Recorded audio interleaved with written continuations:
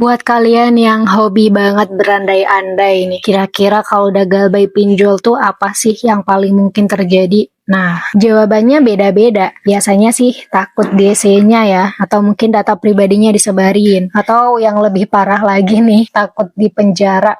Menurut saya sih sebelum kita membedahnya, menganalisisnya satu persatu, basicnya dulu deh kita perlu tahu emangnya apa sih yang boleh dilakuin pinjol dan apa yang nggak boleh dilakuin sama mereka? Karena kalau misal dari awal kalian udah paham nih sama hal-hal basic kayak gitu, aman aja, enjoy aja bro. Ketika kalian galbay pun kalian masih bisa enjoy ya, biar kalian nggak gampang dimanfaatin. At least tahu dulu lah hal-hal basic yang seperti itu. Saya kasih contoh dulu deh. Bayangin aja ada dua orang, yang satu itu ketika dia galbay, dia langsung buka internet terus untuk memenuhi rasa paniknya ya. Dia langsung cari jasa hapus data, terus ada tuh banyak. Terus masih belum puas, dia cari lagi informasi yang bisa menghapus riwayat selik misal, terus yang bisa ngelunasin hutang dan lain sebagainya. Bahkan sampai dia itu punya kenalan di banyak pinjol, punya orang dalam ya. Intinya sih mencari siapa aja yang bisa ngejanjiin utang dia itu bisa lunas gitu, bisa selesai. Sementara orang yang satunya, dia tahu nih dia galbay, tapi dia mikir dulu. Dia mikir itu untuk merenung, merefleksikan diri, ini akarnya itu sebenarnya dari mana. Dia harus cari tahu dulu aturan mainnya itu seperti apa. Menurut kalian nih, siapa yang peluangnya itu lebih kecil untuk kena scam? Disitulah bedanya teman-teman. At least kalau kalian galbay, kalian tahu dulu hal-hal basic aturan mainnya itu seperti apa. Biar nggak gampang dimanfaatkan. Biar nggak udah jatuh, kalian makin tertimpa tangga.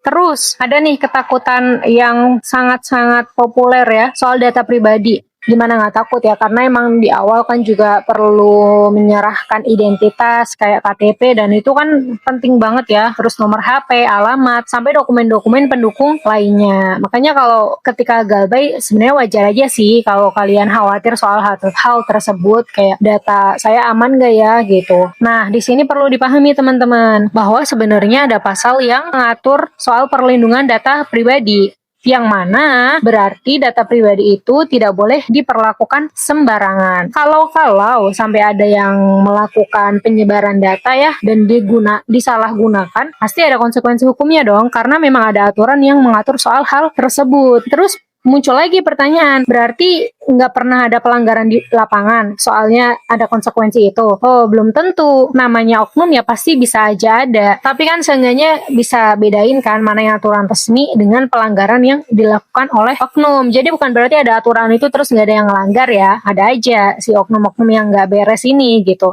Kalau emang kalian mengalami dugaan penyalahgunaan data ya jangan cuma heboh aja. Jadi itu kesempatan, simpen buktinya. Dengan itu kalian bisa mengadukan ke pihak yang berwenang. Terus ada lagi nih, kalau misal saya galbay nih, kira-kira polisi datang nggak? Ya paham sih, karena mereka mengira bahwa itu bisa dibawa ke ranah pidana, bisa dipenjara gitu ya. Padahal nggak seperti itu teman-teman. Kita perlu bedain dulu bahwa utang itu urusan perdata. Artinya jangan langsung menganggap kalau galbay itu otomatis bisa dipenjara. Enggak, ini cuma urusan perdata aja. Perdata sama pidana itu beda. Dan bukan berarti utangnya juga hilang. Tapi juga jangan langsung percaya kalau misal ada yang bilang kalau kamu nggak bayar nanti langsung ditangkap, dimasukin penjara. Oh, jelas tidak, itu tidak benar. Itu hanya mitos aja buat nakut-nakutin kalian biar cepat bayar. Ingat ya, jadi utang itu ranahnya urusan perdata, bukan pidana. Sekarang kita mix dua ketakutan tadi. Yang satu soal data pribadi dan yang satunya soal penjara.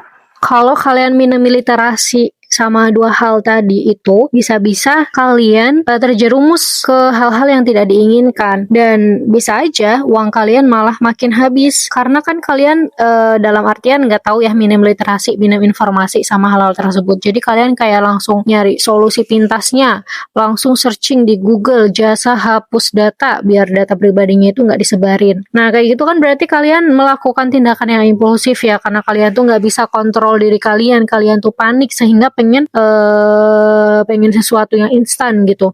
Biar pokoknya yang penting aman dulu deh kayak gitu. Nah, kalau emang kalian sudah kayak gitu, apakah itu bisa menyelesaikan masalah? Tentu tidak, teman-teman. Kalaupun kalian berhasil menemukan jasa-jasanya, apakah akan semuanya beres gitu aja? Enggak. Karena kalau emang semudah itu, kenapa masih banyak orang yang tetap terlilit hutang kan? Kalau emang mudah, kalau emang resikonya nggak makin gede, ya pasti lebih banyak yang sudah bebas sekarang, sudah banyak yang gagal baik. Kalau kalian nggak percaya bahwa resikonya itu makin gede ya teman-teman nih. Ini ada cerita dikit aja. Jadi belakangan itu makin marak ya akun media sosial dan dia itu ngaku-ngaku sebagai admin, konsultan atau perwakilan seseorang influencer lah ya. Ambil potongan videonya orang lain, terus menirukan gaya video tersebut, terus sampai buat akun baru. Habis itu ya mereka menjalankan operasinya tuh, buka jasa konsultasi. Buat orang yang gaptek, buat orang yang minim literasi, minim informasi, ujung-ujungnya apa? Ya percaya aja, mereka jadi korbannya. Mereka diminta buat transfer uang, padahal itu ke rekening pribadi ini, pelaku ini, bukan si muka influencer ini. Paham kan? Jadi orang, maksudnya oknum itu memakai video orang yang berpengaruh gitu ya, dan mereka mengira itu beneran konsultan pinjol gitu loh. Cuman itu fake, itu palsu. Yang ada malah kalian makin terjerat lagi. Kalau kalian minim literasi, utang kalian jadi makin gede lagi. Kalian terjebak di situ. Jadi sebelum kalian TF atau berurusan kepada siapapun ya, pastiin dulu kalian itu benar-benar tahu nih identitas orang ini sebenarnya seperti apa. Jangan sampai niatnya kalian tuh cari solusi, nyari jalan pintas, malah nambah masalah baru. Jadi sebenarnya kalau mau dirangkum pembahasan kita kali ini mah nggak ada cara rahasia buat seseorang biar bisa lebih tenang ketika berada di situasi galbay. Bukan juga bisa nyari jasa-jasa tertentu ya, tetapi orang yang galbay ini akan bisa lebih tenang ketika dia mau membekali dirinya sendiri dengan wawasan informasi atau aturan main yang bisa dibilang cukup basic lah, harus tahu lah. Masa nyemplung ke dunia pinjol tapi nggak tahu aturan-aturannya kan sama aja kayak masuk ke kandang singa gitu kan.